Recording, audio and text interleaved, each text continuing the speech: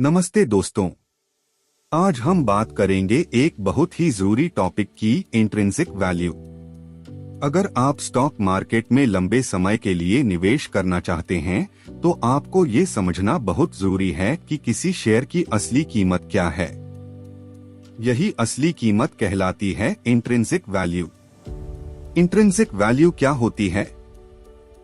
सोचिए, आप किसी दुकान पर गए और आपको एक मोबाइल दिखा जिसकी मार्केट प्राइस 20,000 रुपए है, लेकिन आपको पता है कि असली वैल्यू उसके फीचर्स और क्वालिटी के हिसाब से 15,000 रुपए ही है।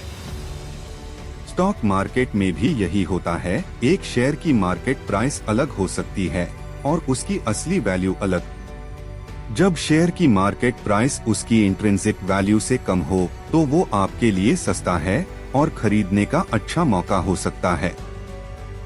इंट्रिंसिक वैल्यू कैसे निकालते हैं? इंट्रिंसिक वैल्यू निकालने के कई तरीके हैं, जैसे DCF discounted cash flow model, PE ratio based valuation, dividend discount model, asset based valuation. लेकिन सबसे मशहूर तरीका है DCF मॉडल। DCF मॉडल क्या है? DCF मॉडल में हम कंपनी के आने वाले सालों के फ्यूचर कैश फ्लोज का अनुमान लगाते हैं, फिर उन्हें आज की वैल्यू में बदलते हैं। इसके लिए हमें चाहिए अगले 5-10 साल के अनुमानित free cash flow, discount rate, आमतौर पर कंपनी का WACC weighted average cost of capital, terminal value 10 साल बाद की वैल्यू। DCF कैलकुलेशन का सरल उदाहरण, मान लीजिए एक कंपनी का इस साल का फ्री कैश फ्लो 100 रुपए करोड़ है और हम मानते हैं कि अगले 5 साल तक ये 10% हर साल बढ़ेगा।